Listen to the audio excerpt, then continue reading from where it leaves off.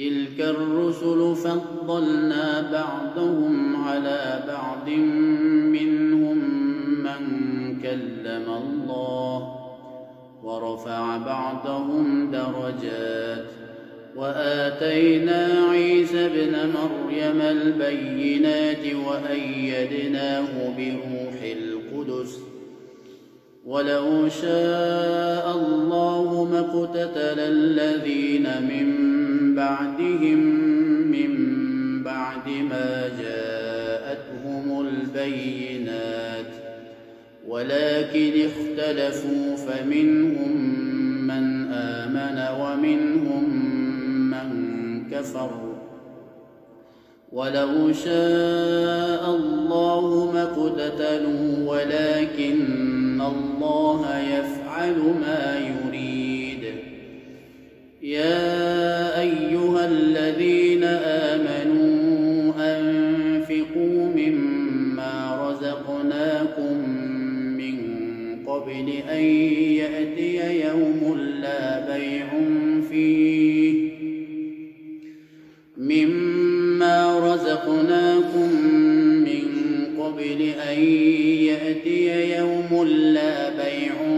فيه ولا خلة ولا شفاعة والكافرون هم الظالمون. الله لا إله إلا هو الحي القيوم لا تأخذه سنة ولا نوم له ما في السماوات وما في الأرض من ذا الذي يشفع عنده إلا بإذنه يعلم ما بين أيديهم وما خلفهم ولا يحيطون بشيء من علمه إلا بما شاء وسع كرسيه السماوات والأرض ولا يئوده حفظهما وهو العلي العظيم. لا إكراه في الدين قد تبين الرشد من الغي فمن يكفر بالطاغوت ويؤمن بالله فقد استمسك بالعروة الوثقى لا انفصام لها والله سميع عليم. الله ولي الذين آمنوا يخرجهم من الظلمات إلى النور والذين كفروا أولياؤهم الطاغوت يخرجونهم من النور إلى الظلمات أولئك أصحاب النار هم فيها خالدون. ألم تر إلى الذي حاج إبراهيم في ربه أن آتاه الله الملك إذ قال إبراهيم ربي الذي يحيي ويميت قال أنا أحيي وأميت قال إبراهيم فإن الله يأتي بالشمس من المشرق فأت بها من المغرب فبهت الذي كفر والله لا يهدي القوم الظالمين. أو كالذي مر على قرية وهي خاوية على عروشها قال أنى يحيي هذه الله بعد موتها وأماته الله 100 عام ثم بعثه فأماته الله 100 عام ثم بعثه قال كم لبثت قال لبثت يوما أو بعض يوم قال بل لبثت 100 عام فانظر إلى طعامك وشرابك لم يتسنه وانظر إلى حمارك ولنجعلك آية للناس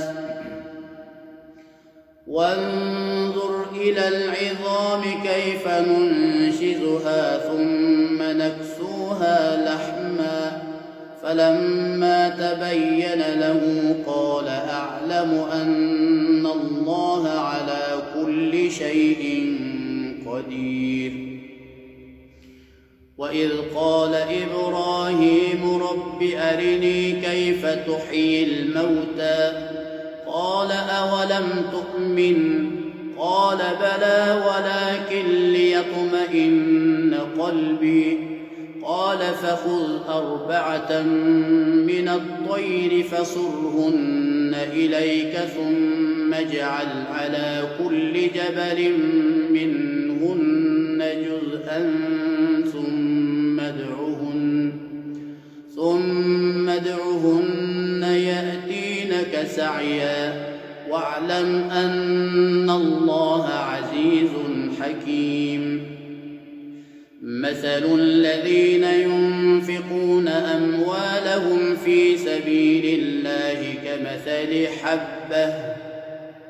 كمثل حبة أنبتت 7 سنابل في كل سنبلة 100 حبة والله يضاعف لمن يشاء والله واسع عليم.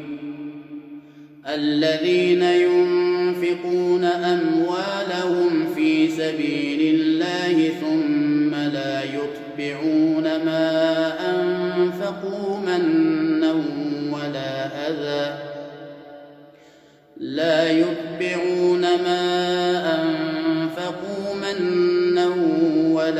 أذى لهم أجرهم عند ربهم ولا خوف عليهم ولا هم يحزنون. قول معروف ومغفرة خير من صدقة يتبعها أذى والله غني حليم. يا أيها الذين آمنوا لا تبطلوا صدقاتكم بالمن والأذى كالذي ينفق ماله رئاء الناس ولا يؤمن بالله واليوم الآخر فمثله كمثل صفوان عليه تراب فأصابه وابل فتركه صلدا لا يقدرون على شيء مما كسبوا والله لا يهدي القوم الكافرين. ومثل الذين ينفقون أموالهم ابتغاء مرضات الله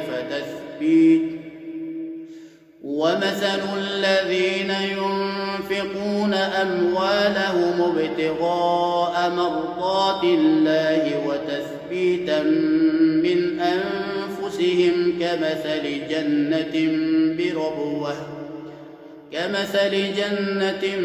بربوة أصابها وابل فآتت أكلها ضعفين فإن لم يصبها وابل فطل والله بما تعملون بصير.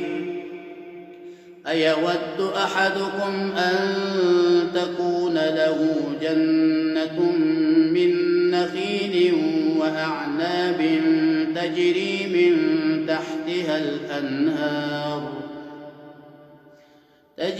من تحتها الأنهار له فيها من كل الثمرات وأصابه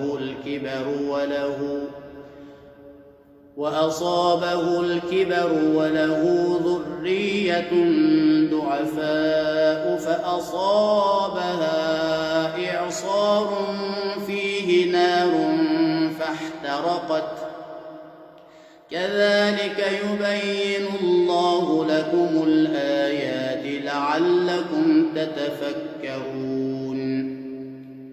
يا أيها الذين آمنوا أنفقوا من طيبات ما كسبتم ومما أخرجنا لكم من الأرض ولا تيمموا الخبيث منه تنفقون ولستم بآخذيه إلا أن تغمضوا فيه واعلموا أن الله غني حميد. الشيطان يعدكم الفقر ويأمركم بالفحشاء والله يعدكم مغفرة منه وفضلا والله واسع عليم. يؤتي الحكمة من يشاء ومن يؤت الحكمة فقد أوتي خيرا كثيرا وما يذكر إلا أولو الألباب. وما أنفقتم من نفقة أو نذرتم من نذر فإن الله يعلمه وما للظالمين من أنصار. إن تبدوا الصدقات فنعما هي وإن تخفوها وتؤتوها الفقراء فهو خير لكم ويكفر عنكم من سيئاتكم والله بما تعملون خبير.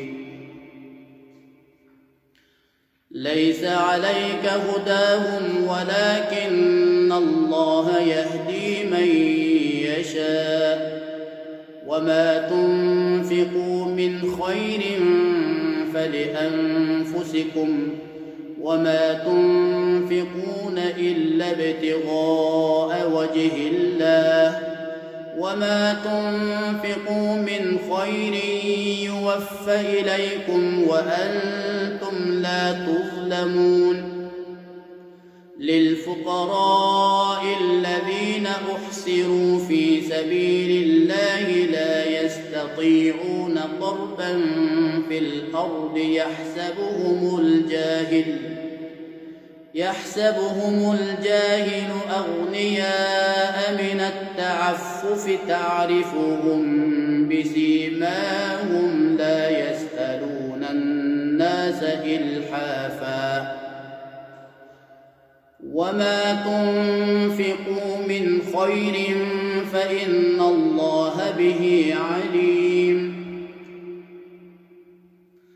الذين ينفقون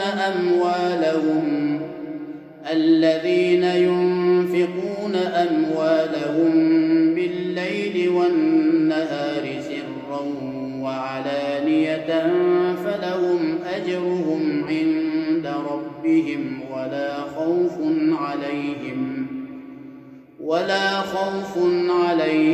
ولا هم يحزنون.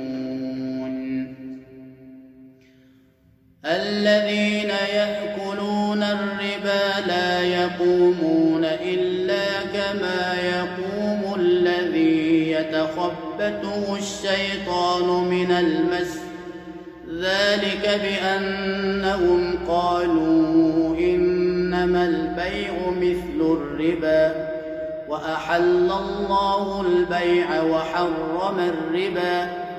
فمن جاءه موعظة من ربه فانتهى فله ما سلف وأمره إلى الله ومن عاد فأولئك أصحاب النار هم فيها خالدون. يمحق الله الربا ويربي الصدقات والله لا يحب كل كفار أثيم. إن الذين آمنوا وعملوا الصالحات وأقاموا الصلاة وآتوا الزكاة لهم أجرهم عند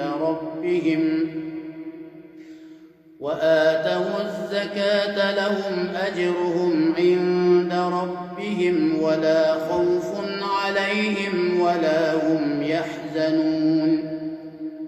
يا أيها الذين آمنوا اتقوا الله وذروا ما بقي من الربا إن كنتم مؤمنين، فإن لم تفعلوا فأذنوا بحرب من الله ورسوله، وإن تبتم فلكم رؤوس أموالكم لا تظلمون ولا تظلمون. وإن كان ذو عسرة فنظرة إلى ميسرة، وأن تصدقوا خير لكم إن كنتم تعلمون. واتقوا يوما ترجعون فيه إلى الله ثم توفى كل نفس ما كسبت وهم لا يظلمون.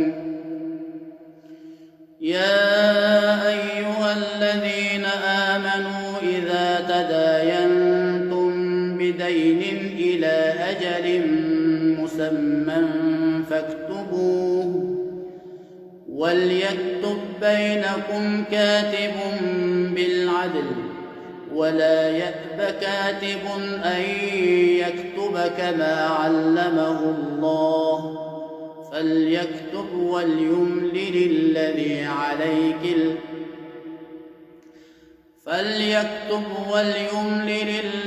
عليه الحق وليتق الله ربه ولا يبخس منه شيئا، فإن كان الذي عليه الحق سفيها أو ضعيفا أو لا يستطيع أن يمل هو فليملل وليه بالعدل. واستشهدوا شهيدين من رجالكم، فإن لم يكونا رجلين فرجل وامرأتان ممن ترضون من الشهداء أن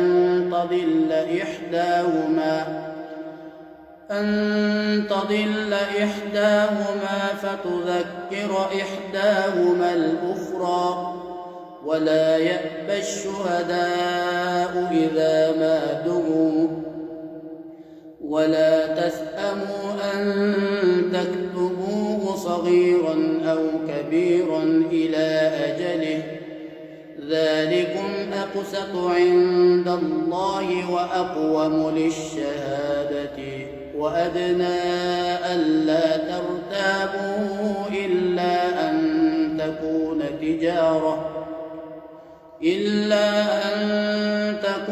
تجارة حاضرة تديرونها بينكم فليس عليكم جناح ألا تكتبوها، وأشهدوا إذا تبايعتم، ولا يضار كاتب ولا شهيد، وإن تفعلوا فإنه فسوق بكم، واتقوا الله ويعلمكم الله، والله بكل شيء عليم.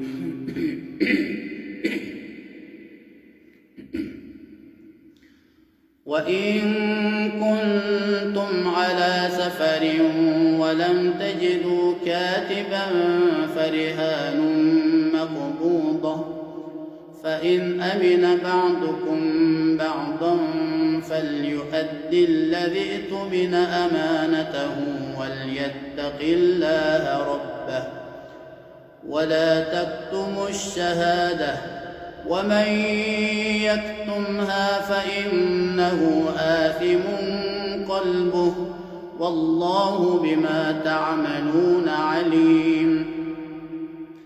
لله ما في السماوات وما في الأرض وإن تبدوا ما في أنفسكم أو تخفوه يحاسبكم به الله فيغفر لمن يشاء ويعذب من يشاء والله على كل شيء قدير.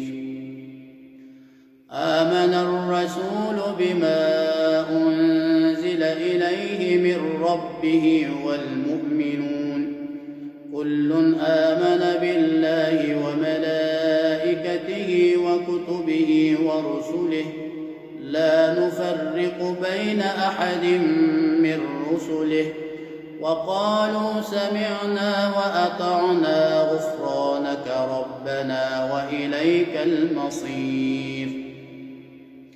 لا يكلف الله نفسا إلا وسعها لها ما كسبت وعليها ما اكتسبت ربنا لا تؤاخذنا إن نسينا أو أخطأنا ربنا ولا تحمل علينا إسرا كما حملته على الذين من قبلنا ربنا ولا تحملنا ما لا طاقة لنا به واعف عنا واغفر لنا وارحمنا أنت مولانا فانصرنا على القوم الكافرين. بسم الله الرحمن الرحيم. ألف لام ميم. الله لا إله إلا هو الحي القيوم نزل عليك الكتاب بالحق مصدقا لما بين يديه وأنزل التوراة والإنجيل من قبل هدى للناس وأنزل الفرقان إن الذين كفروا بآيات الله لهم عذاب شديد والله عزيز ذو انتقام. إن الله لا يخفى عليه شيء في الأرض ولا في السماء هو الذي يصوركم في الأرحام كيف يشاء لا إله إلا هو العزيز الحكيم. هو الذي أنزل عليك الكتاب منه آيات محكمات هن أم الكتاب وأخر متشابهات فأما الذين في قلوبهم زيغ فيتبعون ما تشابه منه ابتغاء الفتنة وابتغاء تأويله وما يعلم تأويله إلا الله والراسخون في العلم يقولون آمنا به كل من عند ربنا وما يذكر إلا أولو الألباب. ربنا لا تزغ قلوبنا بعد إذ هديتنا وهب لنا من لدنك رحمة إنك أنت الوهاب. ربنا إنك جامع الناس ليوم لا ريب فيه إن الله لا يخلف الميعاد.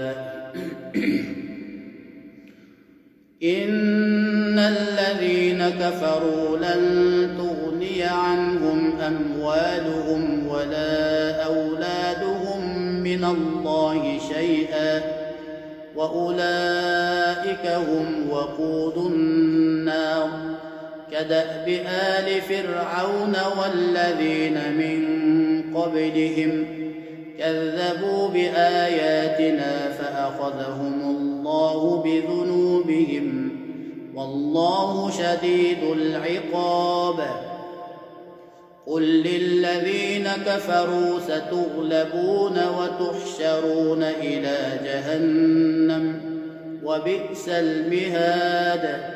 قد كان لكم آية في فئتين التقتا فئة تقاتل في سبيل الله وأخرى كافرة يرونهم مثليهم رأي العين والله يؤيد بنصره من يشاء إن في ذلك لعبرة لأولي الأبصار. زين للناس حب الشهوات من النساء والبنين والقناطير المقنطرة من الذهب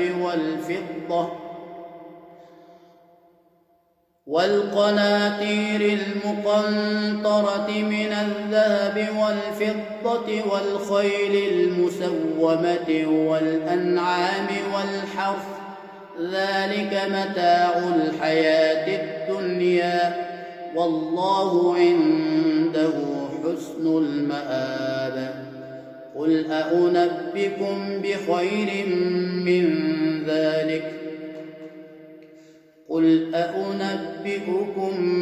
بخير من ذلكم للذين اتقوا عند ربهم جنات تجري من تحتها الأنهار خالدين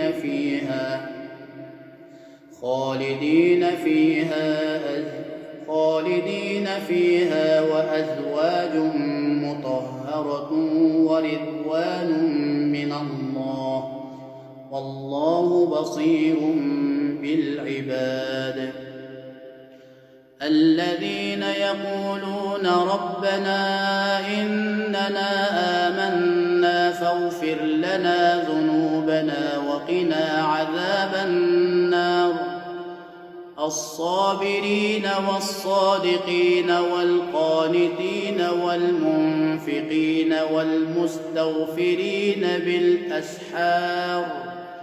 شهد الله أنه لا إله إلا هو والملائكة وأولو العلم قائما بالقسط. لا إله إلا هو العزيز الحكيم. إن الدين عند الله الإسلام وما اختلف الذين أوتوا الكتاب إلا من بعد ما جاءهم العلم بغيا بينهم ومن يكفر بآيات الله فإن الله سريع الحساب. فإن حاجوك فقل أسلمت وجهي لله ومن اتبعني وقل للذين أوتوا الكتاب والأميين أأسلمتم فإن أسلموا فقد اهتدوا وإن تولوا فإنما عليك البلاغ والله بصير بالعباد.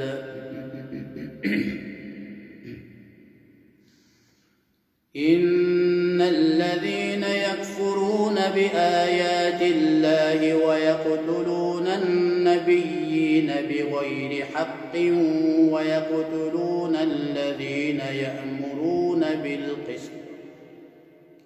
يأمرون بالقسط من الناس فبشرهم بعذاب أليم. أولئك الذين حبطت أعمالهم في الدنيا والآخرة وما لهم من ناصرين. ألم تر إلى الذين أوتوا نصيبا من الكتاب يدعون إلى كتاب الله ليحكم بينهم ثم يتولى فريق منهم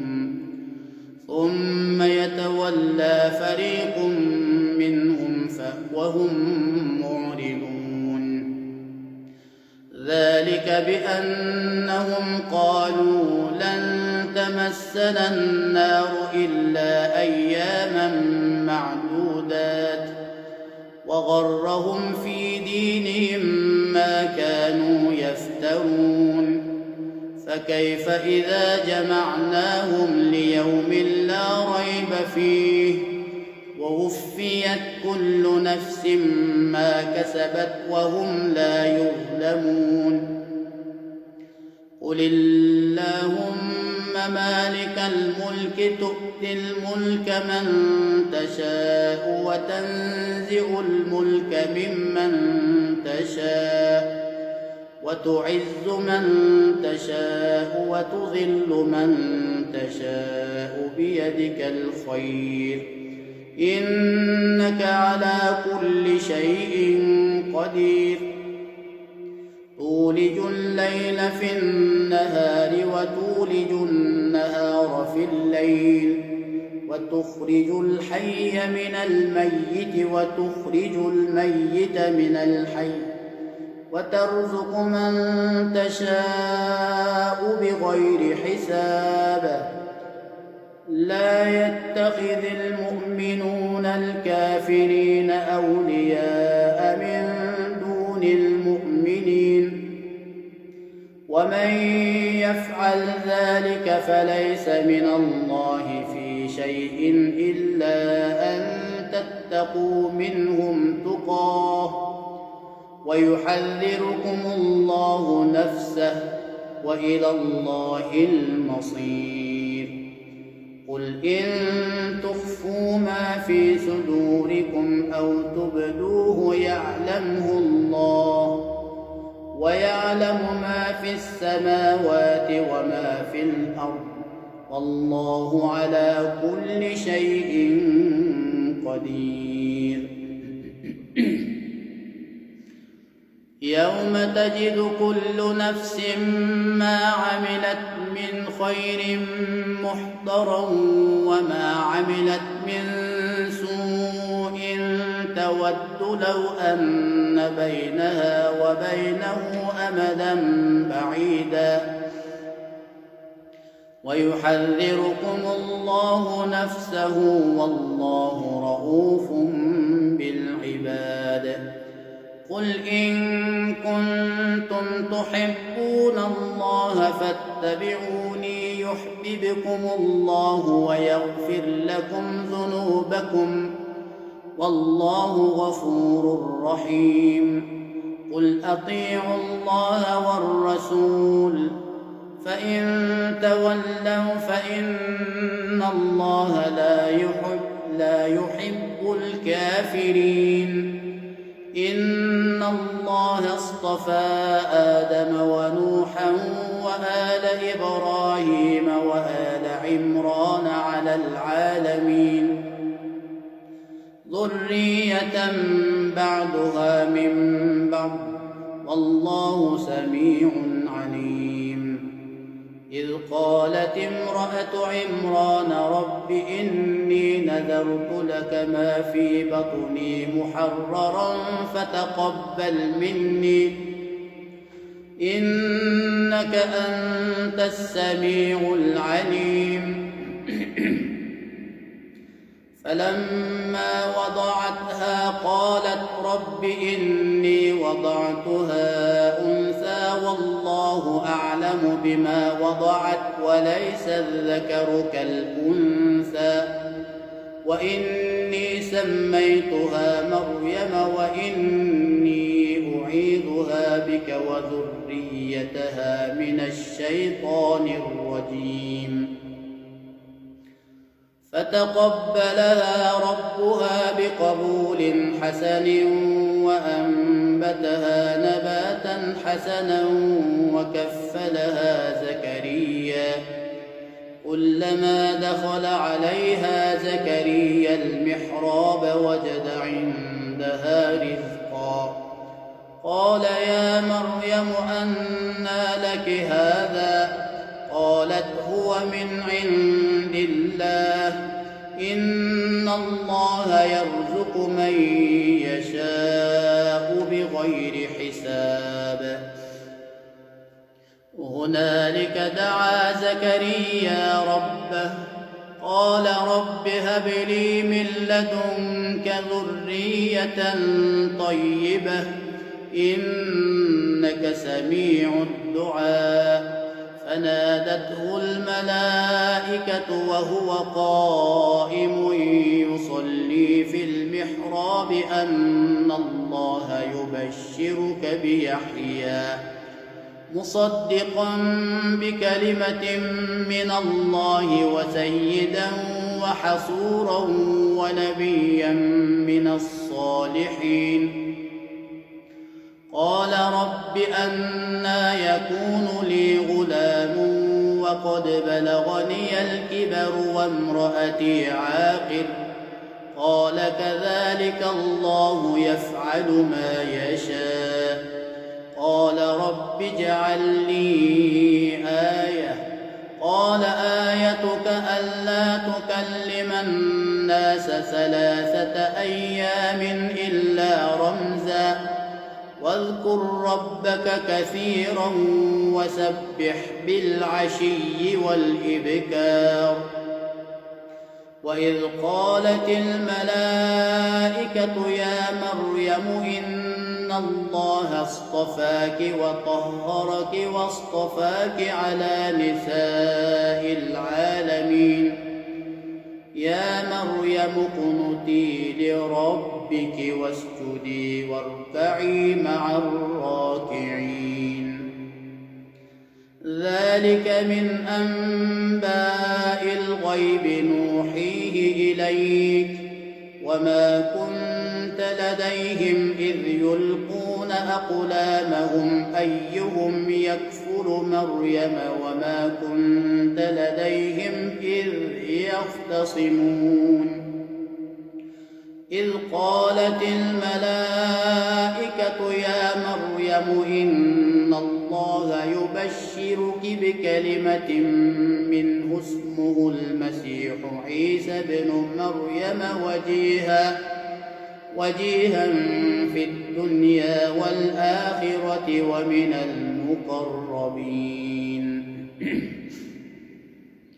ويكلم الناس في المهد وكهلا ومن الصالحين.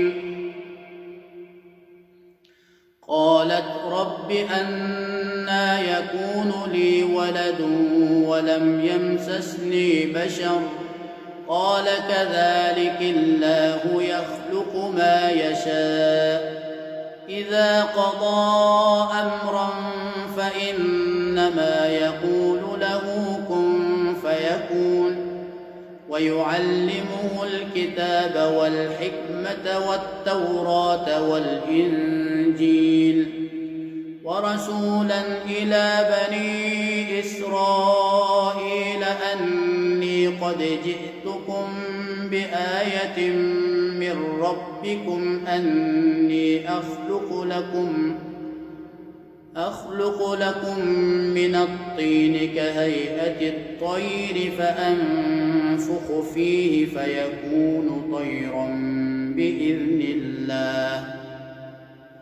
وأبرئ الأكمه والأبرص وأحيي الموتى بإذن الله. وأنبئكم بما تأكلون وما تدخرون في بيوتكم إن في ذلك لآية لكم إن كنتم مؤمنين.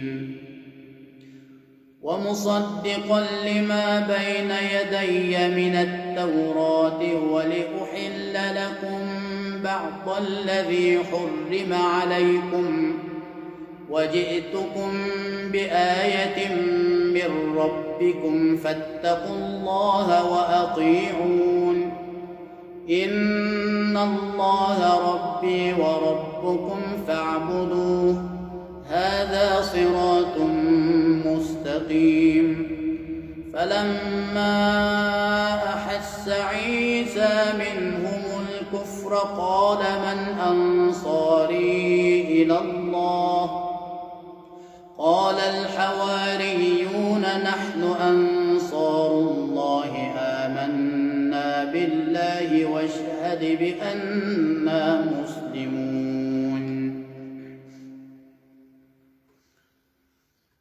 ربنا آمنا بما أنزلت واتبعنا الرسول فاكتبنا مع الشاهدين ومكروا ومكر الله والله خير الماكرين إذ قال الله يا عيسى إني متوفيك ورافعك إلي ومطهرك من الذين كفروا وجاعل الذين اتبعوك فوق الذين كفروا إلى يوم القيامة ثم إلي مرجعكم فأحكم بينكم فيما كنتم فيه تختلفون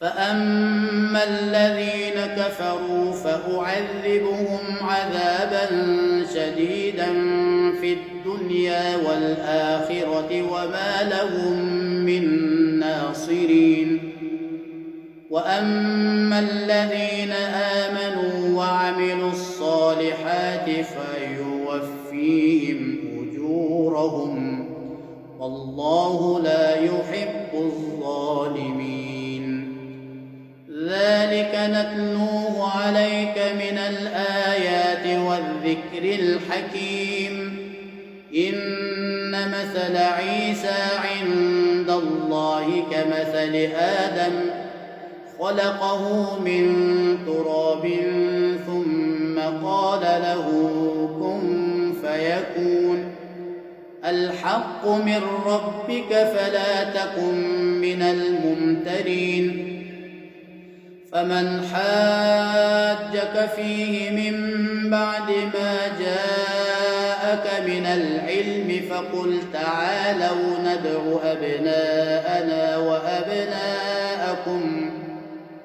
وأبناءكم ونساءنا ونساءكم وأنفسنا وأنفسكم ثم نبتهل فنجعل لعنة الله على الكاذبين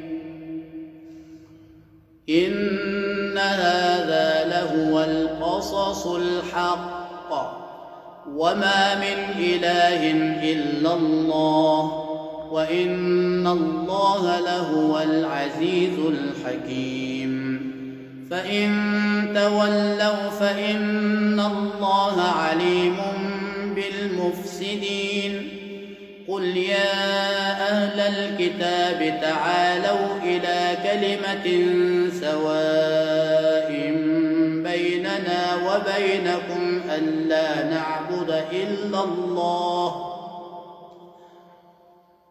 ألا نعبد إلا الله ولا نشرك به شيئا ولا يتخذ بعضنا بعضا أربابا من دون الله فإن تولوا فقولوا اشهدوا بأننا مسلمون يا أهل الكتاب لم تحاجون في إبراهيم وما أنزلت التوراة والإنجيل إلا من بعده أفلا تعقلون ها أنتم هؤلاء حاججتم فيما لكم به علم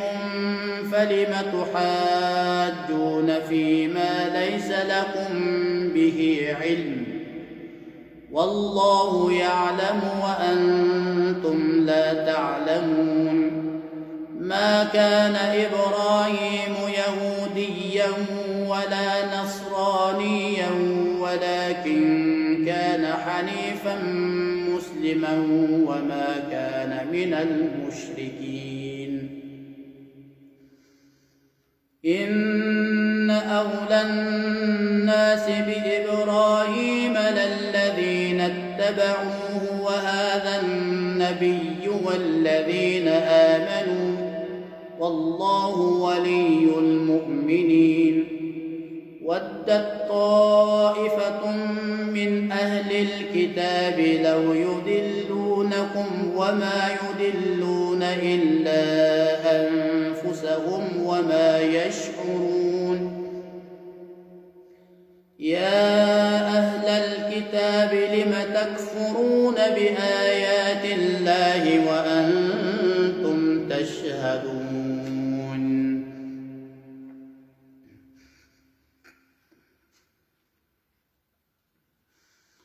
يا أهل الكتاب لم تلبسون الحق بالباطل وتكتمون الحق وأنتم تعلمون وقالت طائفة من أهل الكتاب آمنوا بالذي أنزل على الذين آمنوا وجه النهار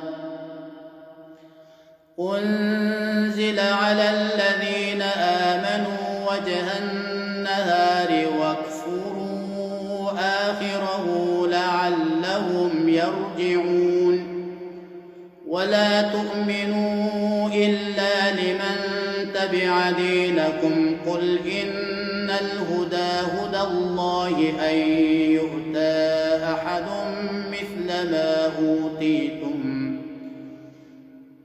مثل ما أوتيتم أو يحاجوكم عند ربكم قل إن الفضل بيد الله يؤتيه من يشاء والله واسع عليم يختص برحمته من يشاء والله ذو الفضل العظيم ومن أهل الكتاب من إن تأمنه بقنطار يؤديه إليك ومنهم من إن تأمنه بدينار لا يؤديه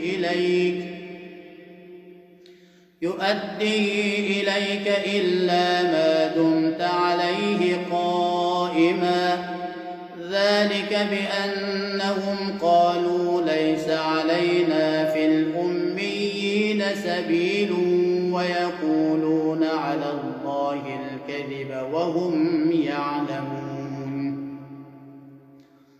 بلى من أوفى بعهده واتقى فإن الله يحب المتقين إن الذين يشترون بعهد الله وأيمانهم ثمنا قليلا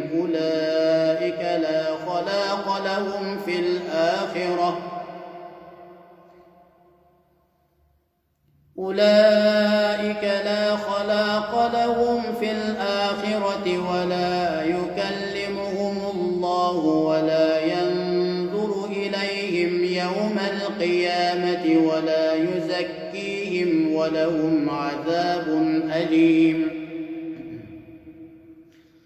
وإن منهم لفريقا يلوون ألسنتهم بالكتاب لتحسبوهم من الكتاب وإن منهم لفريقا يلوون ألسنتهم بالكتاب لتحسبوه من الكتاب وما هو من الكتاب ويقولون هو من عند الله وما هو من عند الله ويقولون على الله الكذب وهم يعلمون. ما كان لبشر أن يؤتيه الله الكتاب والحكم والنبوة ثم يقول للناس كونوا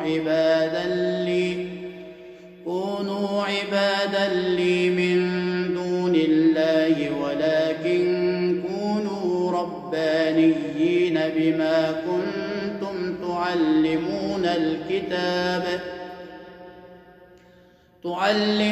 الكتاب وبما كنتم تدرسون. ولا يأمركم أن تتخذوا الملائكة والنبيين أربابا أيأمركم بالكفر بعد إذ أنتم مسلمون. وإذ أخذ الله ميثاق النبيين لما آتيتكم من كتاب وحكمة ثم جاءكم رسول مصدق لما معكم لتؤمنن به ولتنصرنه. قال أأقررتم وأخذتم على ذلكم إصري؟ قالوا أقررنا. قال فاشهدوا وأنا معكم من الشاهدين. فمن تولى بعد ذلك فأولئك هم الفاسقون. أفغير دين الله يبغون وله أسلم من في السماوات والأرض طوعا وكرها وإليه يرجعون. قل آمنا بالله وما أنزل علينا وما أنزل على إبراهيم وإسماعيل وإسحاق ويعقوب والأسباط وما أوتي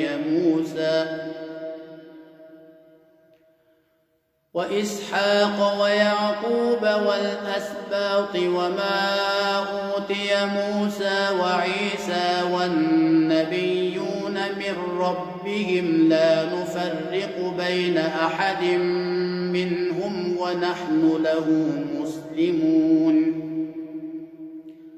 ومن يبتغ غير الإسلام دينا فلن يقبل منه وهو في الآخرة من الخاسرين.